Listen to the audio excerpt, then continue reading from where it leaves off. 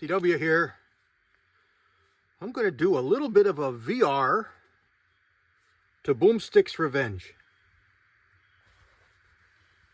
John had a video this morning or yesterday on his MP22 or 1522, and I made a mention that, man, you know, I got one of those. I haven't had it out in a long time, and that it was my my wife's favorite for some plate shooting that we used to do. We've got a local club. I'm pretty sure they still do it. It's been a couple of years since we've done it. Pretty sure they still do it. During the winter months, indoors on the range, they do 22 shoots with plates, and most of it's man on man, meaning two plate racks, and then they have. I'm trying to think of how they did it. They have a start plate, I think, and then 7 plates, and then a stop plate. So it was 9 rounds. And they did that because it was a 10-round max for your magazine. So you couldn't come in there with a, 25 or 30-round magazine. 10-round magazine max. And it was to force, well, it didn't force a reload because you had enough bullets to hit every target if you could shoot straight. But of course, anybody who's shot in competition knows that there's a little more to it than that, and you can sight your gun in and shoot perfect, but put a little bit of stress of another person shooting beside you that you have to shoot faster than, or the stress of the audience watching you is enough to, change the formula a little bit. So we discovered it, and I went down and we shot it and had a lot of fun, and I told my wife about it, and my wife's buddy, my buddy's wife, and we all went down and shot this, and they had a lot of fun, the girls. The way they used to do it was, and I'm going to get this mixed up, but it doesn't really matter for you guys, but basically 4 weeks in a month, 1 night a week was the shoot, and they did a snub nose revolver shoot, a semi-auto pistol shoot, maybe a wild card, whatever anybody wanted that particular night, and then a 22 rifle night. And we did the pistol and the rifle, but my wife was really hot on the rifle.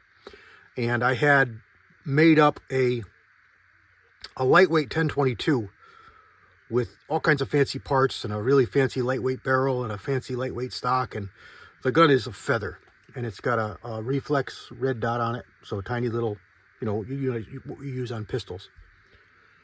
And it shot really good. It shoots really fast. It's super reliable. It's super accurate, and I love it. I can use it really good. But she had a lot of problem with the magazines, getting the magazine out. Even though I had an extension on it, I had a little lever on it, she just always fumbled with it. And if you know 1022s, they can go right in, or they can kind of bobble a little bit before they completely seat, and that's where she had the troubles.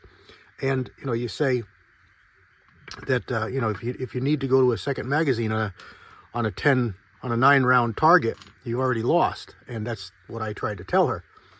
But she realized that there was a lot of new shooters, newer, lesser coordinated, just people having fun. So you weren't immediately disqualified yourself because you had to change a magazine. Matter of fact, lots of people had to change magazines.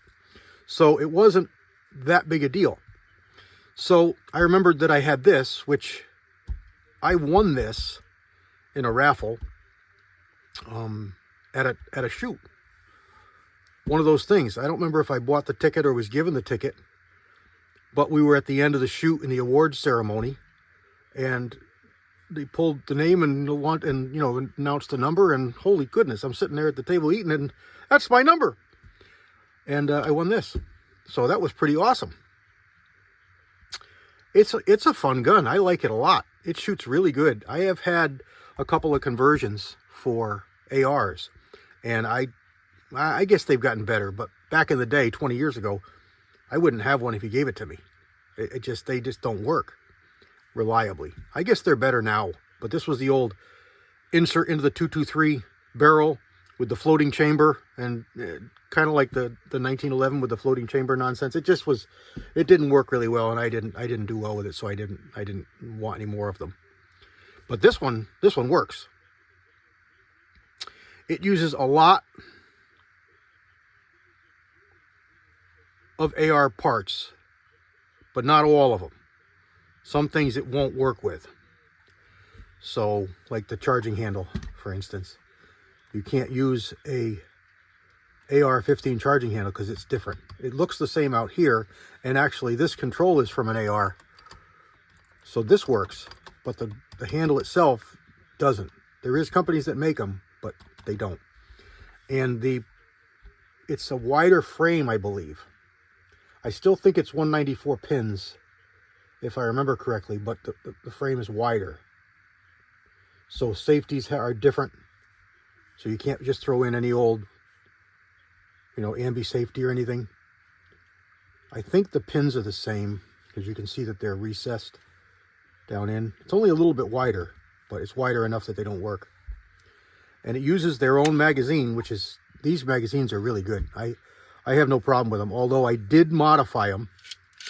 And I had a video long ago on my old channel on how I did it. But basically, what you do is you take it apart, which is no big deal. You take the foot off and they come apart. And I can't show you because of YouTube, but take them all apart. And then that little orange tendon there that comes down, that's basically there to guide your spring to help it from not binding.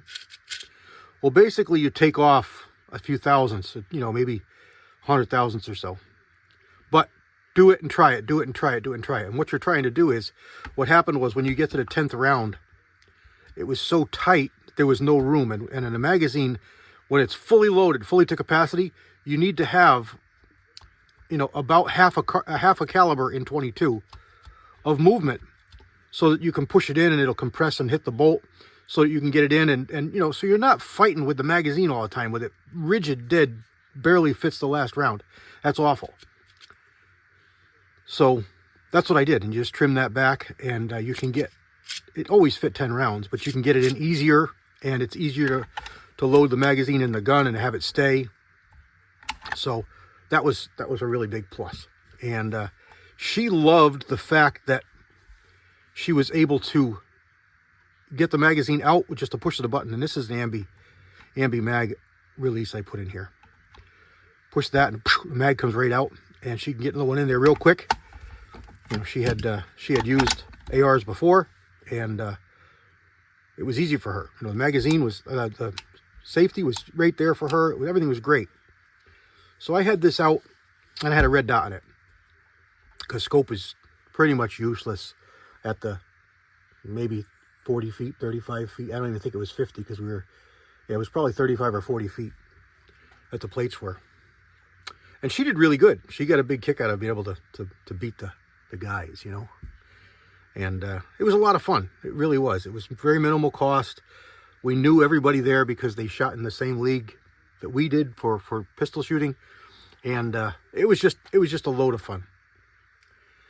So seeing that rifle in Boomer's video there really brought back some memories. So I said, let's do a Momma's GUNZZ video, because over the years I bought a few for her, and they just have fond memories. So I had this out the other day, and I made some changes to it. I had changed the grip on my 25-45. You saw that real nice grip that I got, and this is the grip that was on 25-45. And what I had on here was a smaller plastic grip that she liked the feel of, but I've got a bigger hand, so I like a bigger grip, and this just made all the difference in the world in the feel of this gun. And then I put this scope on it, so I pulled these P-rings out of my bag of tricks, and I put these P-rings on, and I put this on. This is a Redfield. I think it's a Redfield.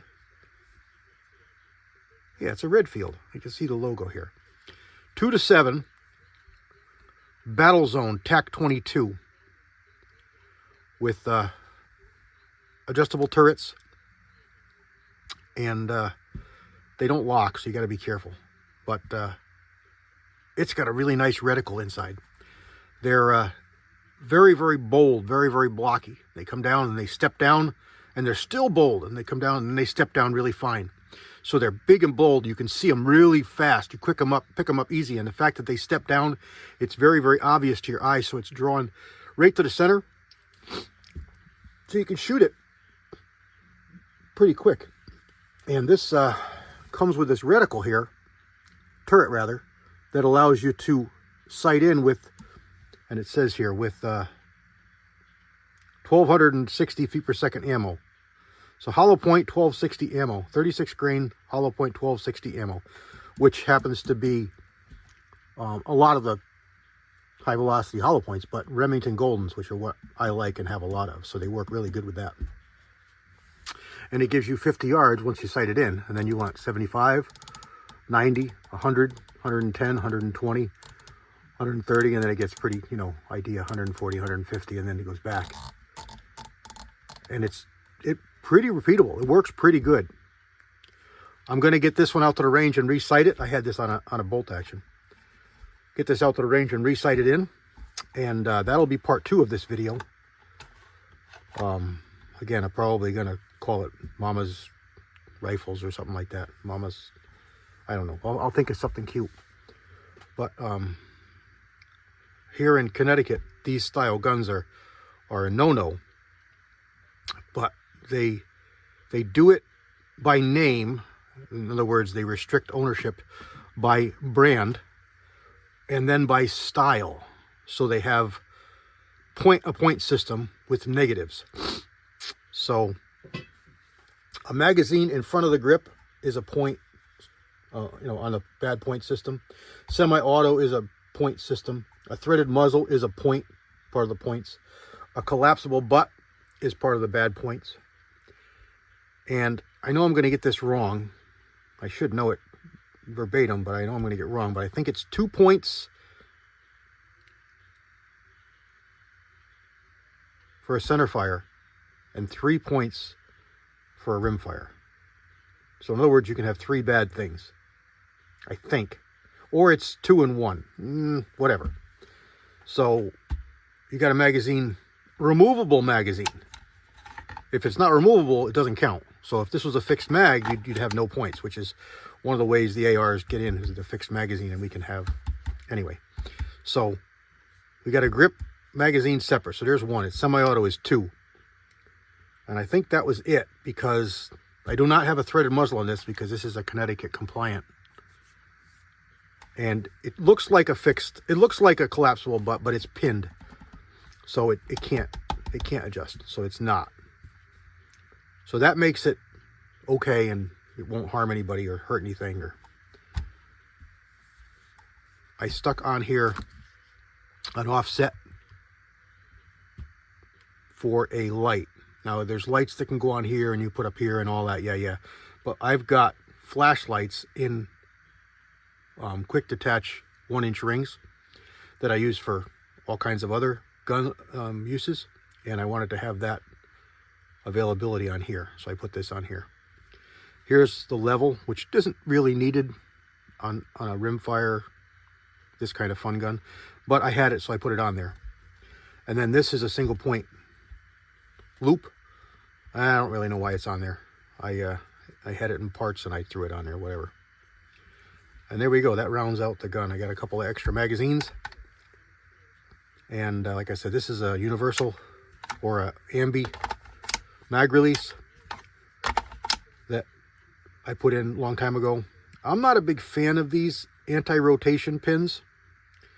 They really are not needed and undesirable, especially on a gun that gets shot a lot, because those pins are supposed to rotate. They're supposed to move around, and it cuts down on wear and tear on those pins.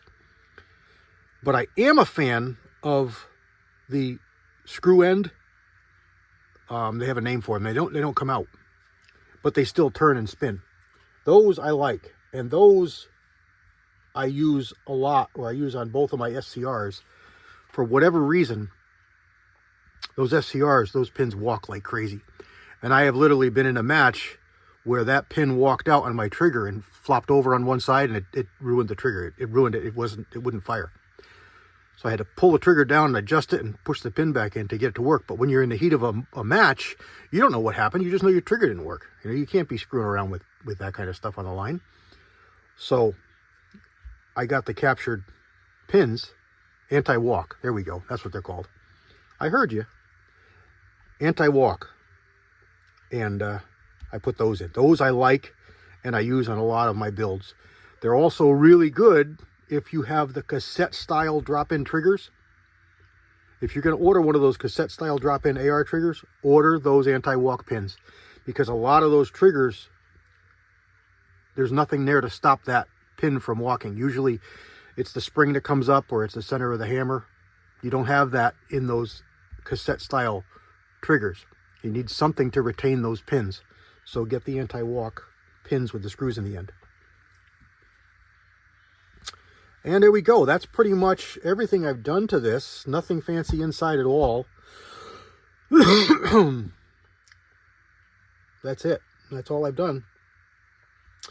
I think I changed this. I think I put this one on because mine is different than Boomer's. And I think I had the same one that Boomer did. I'm pretty sure. But anyway, it doesn't really matter. It's pinned. There's a pin in here, so it can't adjust. You know, this still works, but it doesn't move. So it's a fixed stock. And then I threw this moleskin on here for her. But it does feel nice on anybody's cheek. And there we go. So check out coming soon range video with this one. And that's about it. God bless everybody. CW out.